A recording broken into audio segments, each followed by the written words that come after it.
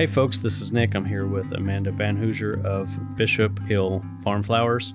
You have had a ton of experience in the farmers markets. You and a bunch of volunteers started the Coppell Farmers Market 2002. You were there until 2015, and then you had a little stint at the Dallas Farmers Market, and then you started your own farm, and now you're back as a vendor. So I think you've seen both sides of the table, so to speak.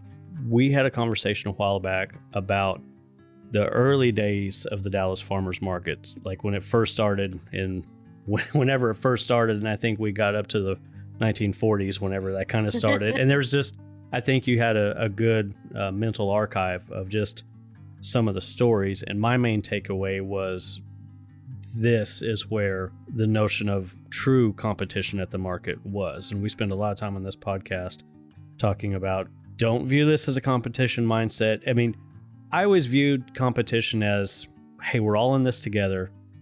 I want to be the very best vendor, but only to help everybody else. And so when you have that friendly competition, that's a much different version of the competition we're going to talk about today.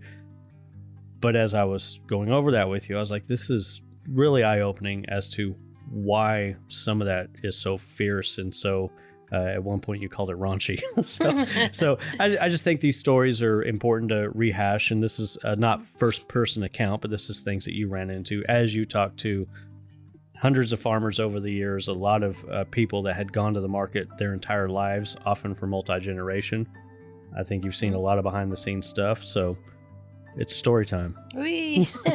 Yes. Thank you for having me here to share this because I have really never talked about it, and you've opened me up to thinking back and of those stories that I heard from others.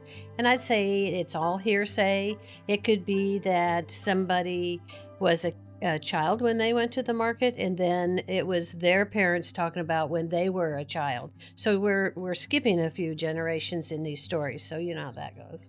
Well, they get better. Yeah, and as I have looked for these stories in the past, it's really hard to find firsthand accounts. Nobody took pictures back then. I mean, we don't have a clear indication of, it seems, farmers market life was not documented until Instagram came around. Right. We don't have this firsthand account of farmers and vendors and what it looks like at the market. And now market managers are involved and they have their own pages. But prior to that, it was just, somebody had an album that has been passed over to some historical society is where we got some photos. And even those photos, typically that would have been from a journalistic standpoint, or it's not like cameras were so prevalent back then. Oh, no, there's nothing candid. So, going back to, I was at the Dallas Farmers Market and when it was becoming from a public market, which was the City of Dallas run market, to a private market. And that was through an RFP where the developer got the RFP and started developing areas around the market for housing. So it's kind of like the mixed use idea. And that was in 2014, and I came in 2015. So my position was director of operations at the Dallas Farmers Market. And there was the shed that was always what they considered the farmer's shed, which is an open air shed, huge. It had 107 vendor spots inside the shed. And so trucks would back up. It had a dock. There was tables, and then people walked through. If I recall, they walked through the center of it, and these stalls were on both sides. Exactly, but you could actually drive through it at one time and park inside the shed, get out, you'd step up onto a sidewalk, and then the dock would be in front of your car. So it made the sidewalks very narrow because all the cars, 70s cars and, those boats sticking out over there. So it was very crowded at the market. And then the dock was where the trucks backed in. And so, from what I understand, the Dallas Farmers Market was built by the city in 1942 because there was a lot of farmers from East Texas, and they were like truck farmers that grew vegetables, and they brought it into like a vacant area of Dallas. I think it's And important to define truck farmers. okay, truck farmers is so you're a commodity farmer, cotton, which most of Texas was. But then you had a section that you grew vegetables, and a truck farmer would be harvesting those vegetables and selling them at the roadside or to neighbors, and then also bringing them in to the city to sell to city folk. And we're talking watermelons, okra, potatoes, onions, no Right. microgreens. And there's stories behind all of those. Jacksonville, Texas had the best tomatoes grown, and it was all soil types.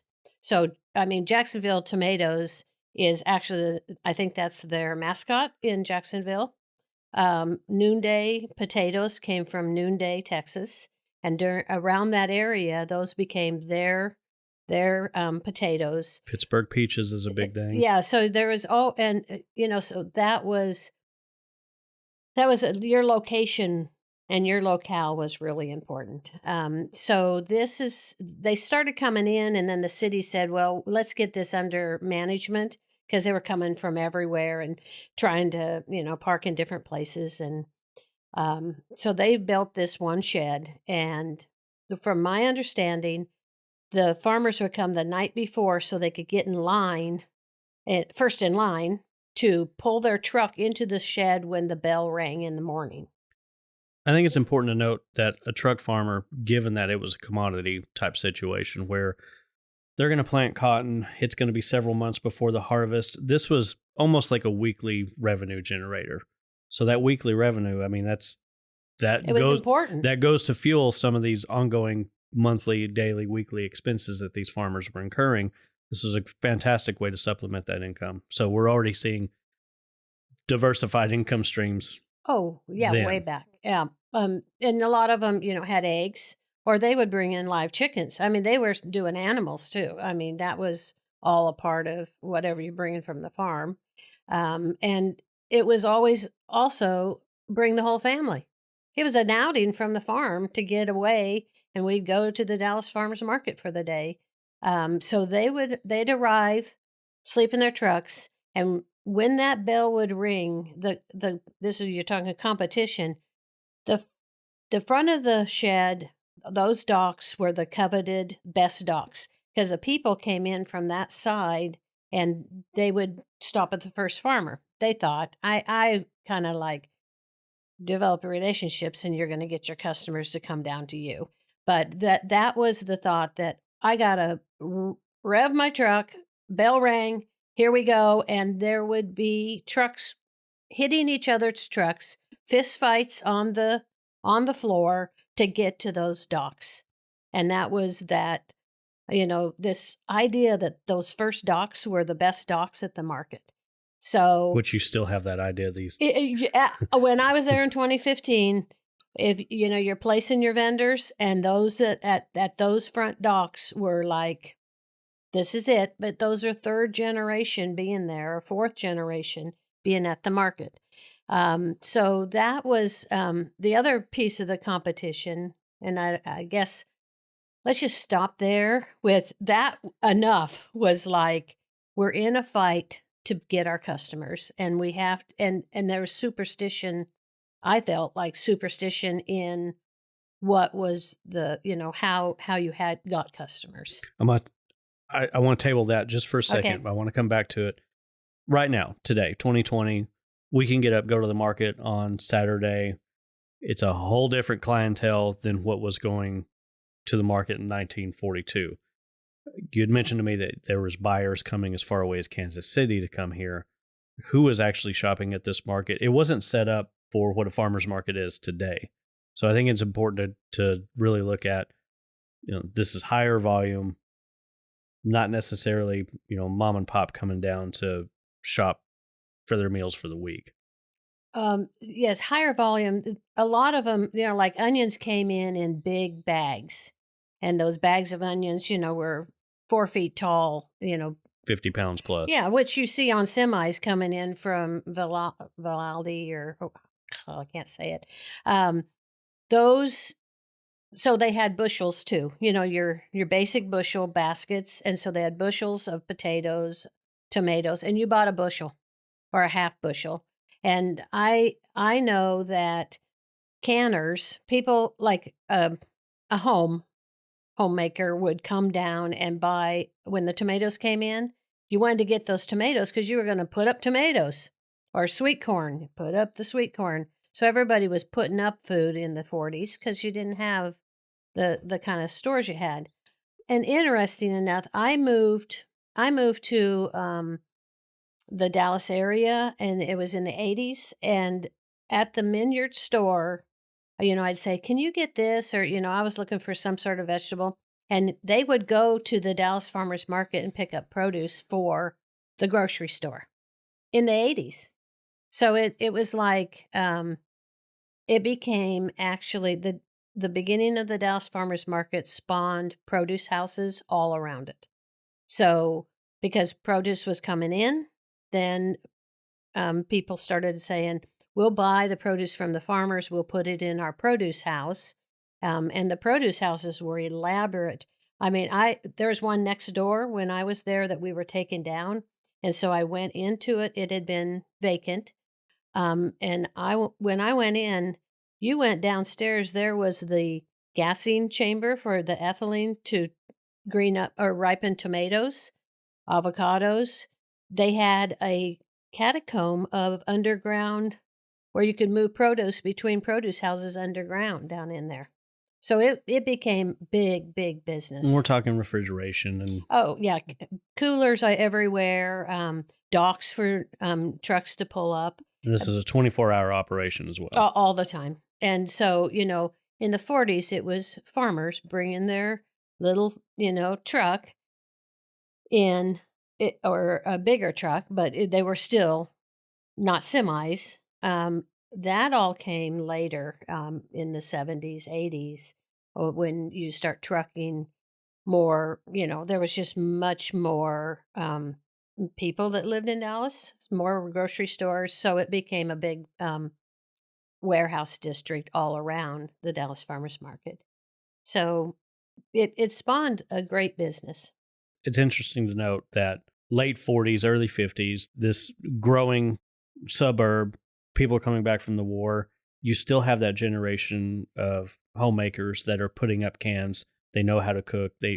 There's still a mindset from their parents living through the Depression where we're going to put up when we can, while we can. We're buying in bulk.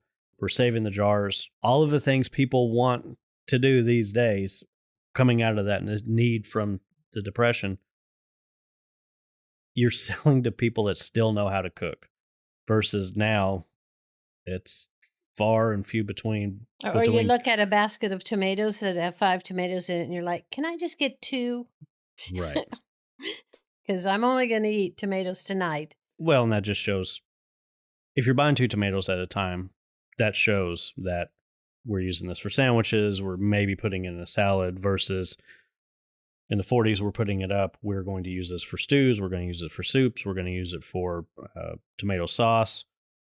We may just be eating it on its own, which is a completely different palate than what we're working with today. And you also had it so seasonal that you had to grab it when it came in. And during that few, in Texas, it's not a long season for tomatoes. Maybe the end of May to middle of July, and then we're talking field tomatoes at this just point. Field tomatoes. So you didn't have the grocery store all the time to find the tomatoes year round. So now we can do that. I mean, that was a big change.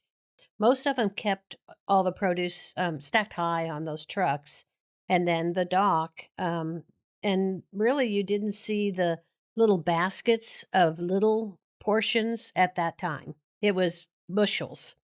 And I would probably think that somebody would come in and almost go hoarding. Like, I want all of those, and then they'd take it back. And not every neighbor would go into the market. They had like co-op thing where they used to go down, you get it and bring it back, and we divide it up among all these people. So that happens. See, this is putting me on a dangerous track, because now I want to go to the Adolphus and see if anybody can tell me what hotels were, because I would imagine the hotels would have to go down there, buy en masse, similar to how some chefs, and thank you for the ones that do, that still go to the farmer's market, pick their stuff for the day or for the week or whatever the case may be. But I can see, like to your point, grocery stores coming in. There was still restaurant groups back then. It's Hotels, not anything to like what it was today, but there's that whole hospitality industry that would still need, larger quantities of food. And why not get it off the back of a farmer's truck? And Hello's right there. It's 4 blocks from the head office. Right. And you wouldn't want to go to a produce house where it's already been put into coolers. How long has it been there? You don't know where it came from.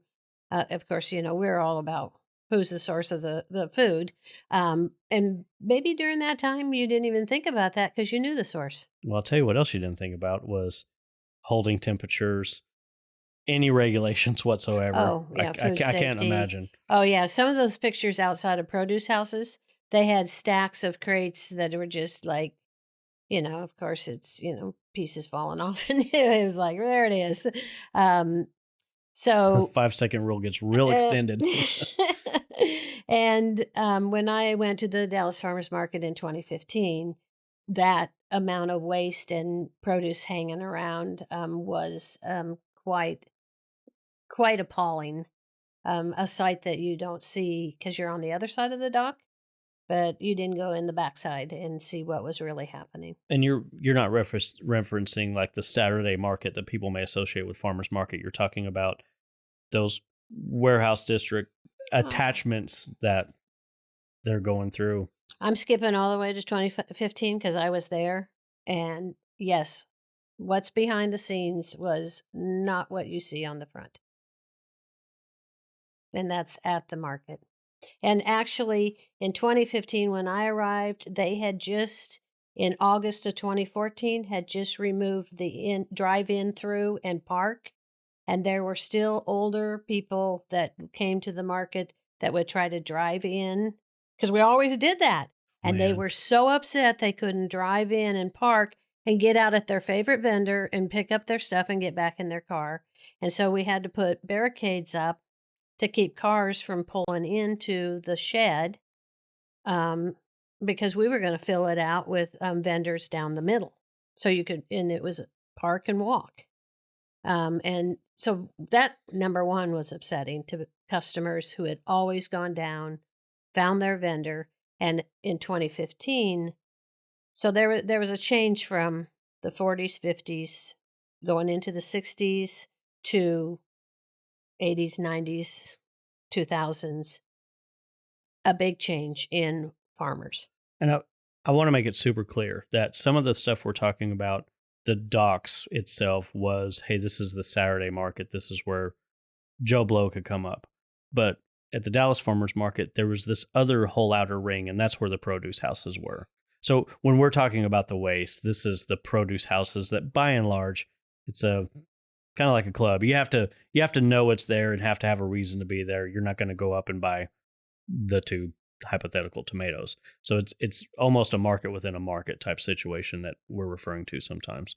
And the stuff back in the 40s and up through the 80s was not the farmers market that we're all on this podcast and video series talking about. So I just want to make that distinction. No, you're right.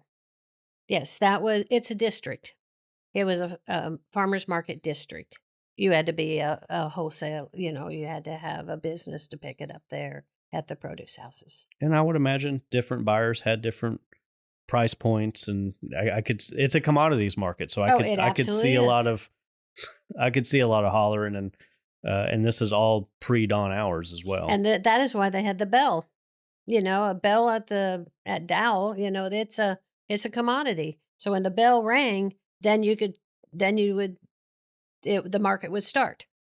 And some farmers markets still today ring a bell, and you can't make a sale before you hear the bell. I know many people that would love that.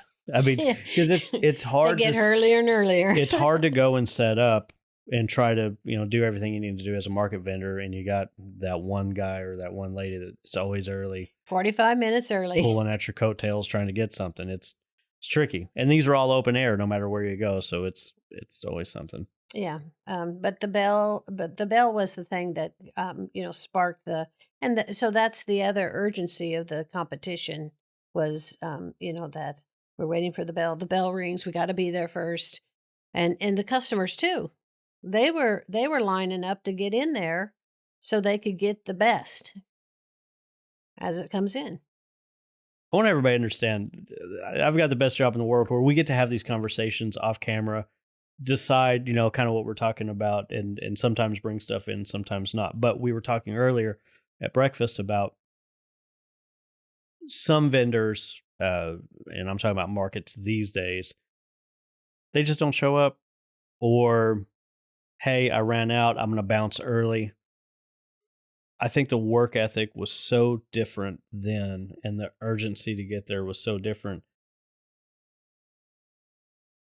I think it's just something that a lot of people are missing, especially if they're coming into this from out of industry. They didn't grow up in it. This is, hey, I'm going to be a farmer this year. Great, we want all of you, but know that some of these prime spots, if you're a market manager trying to decide who gets what spot, oftentimes for the entire season, and sometimes for a special event, I mean, it kind of varies. Those are very much earned spots by somebody earning their spot by being there every single week, knowing that they have the right product mix, knowing that they have the right amount, they're not taking too much home, they're not running out. If they do run out, at least they're there still for their people. And then not causing a ruckus moving anything out. Or in your case earlier, not even showing up and the market manager's like, I could have given that spot to somebody else. So now you're taking away from another farmer. Now you're taking away from the clients that get up early and show up when you didn't to earn that spot for the day. Yes, and I had, people even not coming on time and setting up, so that was also disruptive to the market. You wouldn't have had Is that back in the Bell days. Oh, no, you would be there right on time. And the other piece of that is, um, some people want to have a larger spot, like two booths side by side, so they could put out a longer table. And sometimes you have to, as a market manager, you have to limit some of those so it doesn't. I mean, somebody could take over a whole market at some point, and you don't want that either. So there's two sides to that. How you're setting up the market. But you're right. When people start packing up, it's like, "Oh, I've sold out. I'm packing up to go," and it is like a domino. Somebody sees them packing up, they're like, "Hey, we could go too," and it's very disruptive to the market. And then the person who wants to come at the end of the day, which there's a lot that are just flying in there because they don't want to get early on Saturday morning. Where's everybody? I guess I should have got here earlier. Right. In another life, I have a degree in criminal justice. And one of the things that we covered in one of the classes was it's called the broken windows theory. So I know that you theory. have, I think it's applicable to everything, but Right. you have a building, it can sit vacant forever. But the second one window gets broke, the whole thing's going down. The Mhm. next week, another window. 2 weeks from that, three windows are going down. Then graffiti shows up, and I love graffiti, but just case in point, if one person leaves, like you said, it's an indication that somehow somebody had permission, whether it was given or taken, to leave and disrupt the flow of things and the schedule of things and go downhill quick. And that is applicable not only to leaving the market early, but slacking somewhere or not showing up or having, instead of being a better producer and having a better booth and going the extra mile, if your neighbor's not doing it, you don't have to rise to that level. So in some, well, he didn't do it last week. I'm not going to bring my whatever. I'm not going to bring enough change. I'm not going to have a credit card reader. I'm not going to have my sanitizing station. It can start going downhill real quick. Mhm. And that's the type of cancerous attitude that can get in there and really flip a market on a dime. Right, and really, when markets first started, it was the family that came that grew what they're selling, or it was always the person who was producing it.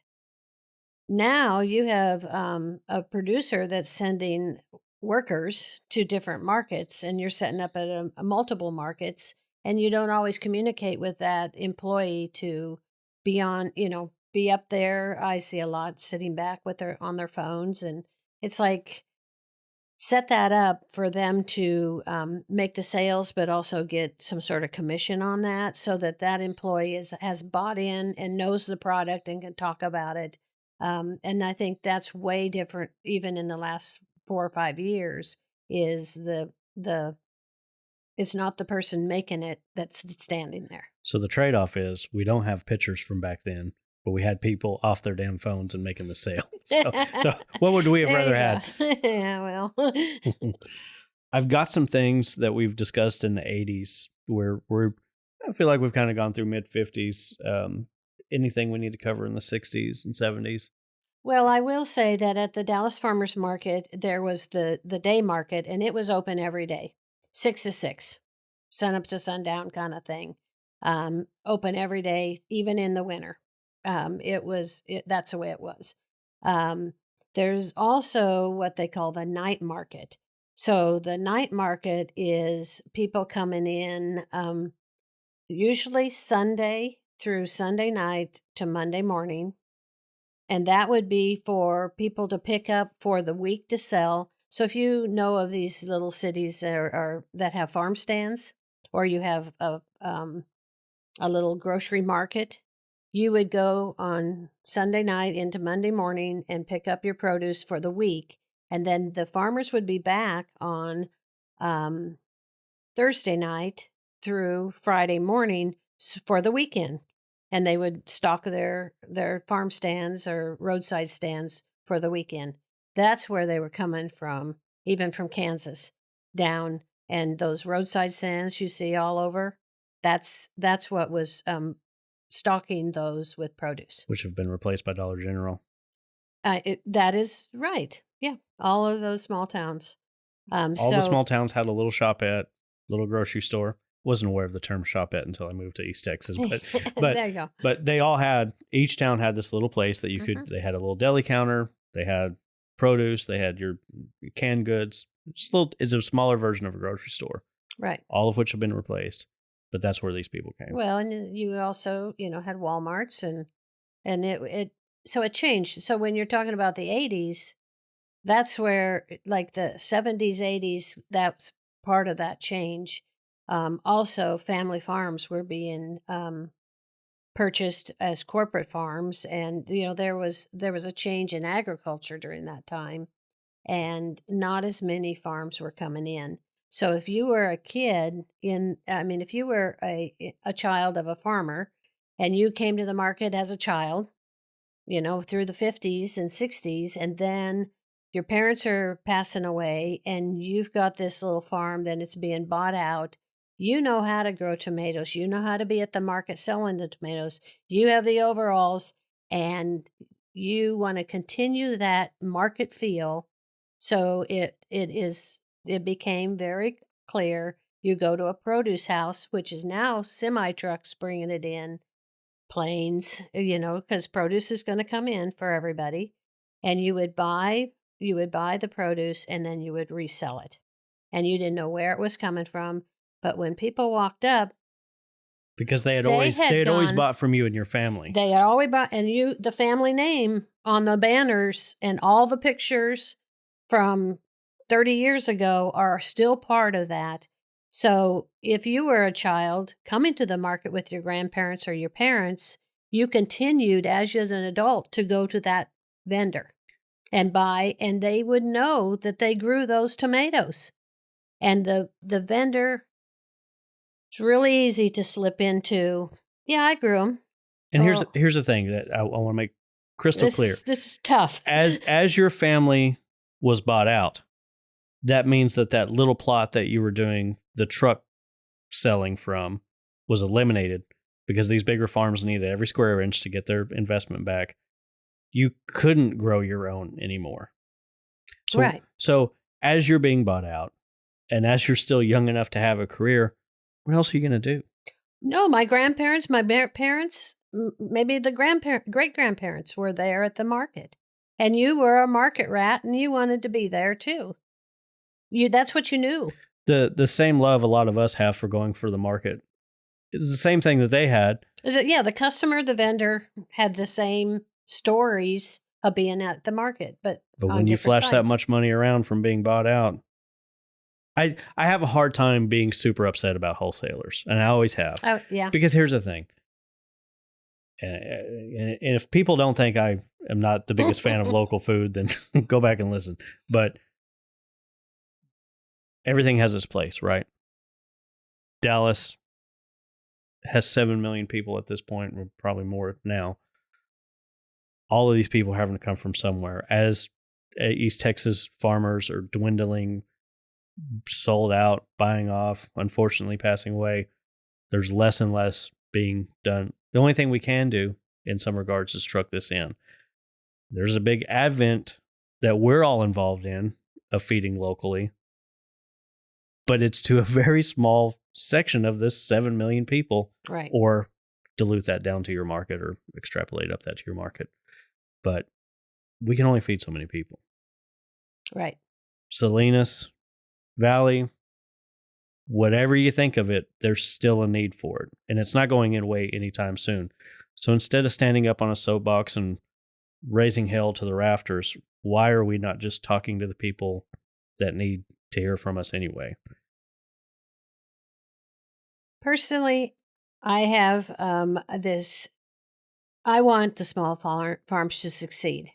And there are people who want to buy from small farms. So my clutch in this is, if you're selling from wholesale, or be transparent about that. Right. Because of people walking up who are saying, did you grow this? And you say yes when you didn't. Or you say, and even to a market manager, say, yes, I grew it, and you go out to their farm and they don't have it. And then if somebody says, do you spray? Or is this organic? And you say, yes, it is, and you're not, and you're spraying. So that's the deception of to customers that's my little piece of. And you've seen that firsthand, right, of the realization of what has been going on since the 70s. Oh, absolutely. And I understand why it happens. As a matter of fact, I took the first event I went to was over at the Nasher Museum, and it was out in the outdoor sculptures. So it was the Sculpture Museum. I'm out in the outdoors. I'm at the Dallas Farmers Market booth, and we were part of a wine walk, dinner, little bites here and there. And I took a pea salad. It was microgreen peas, and we just did a light dressing on them, and we had to do 1,000 servings. So I was like, what can I do in 10 days? Because that's all I knew about. I only knew about this 10 days ahead. So I had a farmer grow out these microgreens. See, that's about right for an event, yeah. right? 10 days, you need 1,000. So I wanted something that was grown. So I took that, but I made a basket of produce, and I have a garden at my home, and I just, picked what I had. But I thought, wouldn't some beets look good in there? And so I went to the store, bought some beets with the long, the tops, and I had them in that basket. And if I caught myself, it was like, what? Somebody said, oh, that is gorgeous. Did you grow that? And I said, yes, I did. And it was like, at that point, I realized how easy that is. And I'm like, I just did this. So I understand how that happens. And then you're so used to it that it just becomes part of you. And your kids are standing there, and it becomes part of them. Yeah, we grow this, and Grandpa grew it, and Grandpa didn't grow it, but they now can sit there and say that because their grandpa's been saying it. And you go back to the farm, and there's just boxes of tomatoes they bought at a produce house, and they're putting in the cooler to green up. On a previous talk, there was an example of somebody had gone to the market as a child. They had gone as they started a family. They were taking their kids, and then they found out what happened. and the feeling of being duped. And that's the thing. I have been lied to my whole life. I've told my kids this. I've perpetuated this ongoing lie that's been told to me. It's heartbreaking. Or you don't believe it.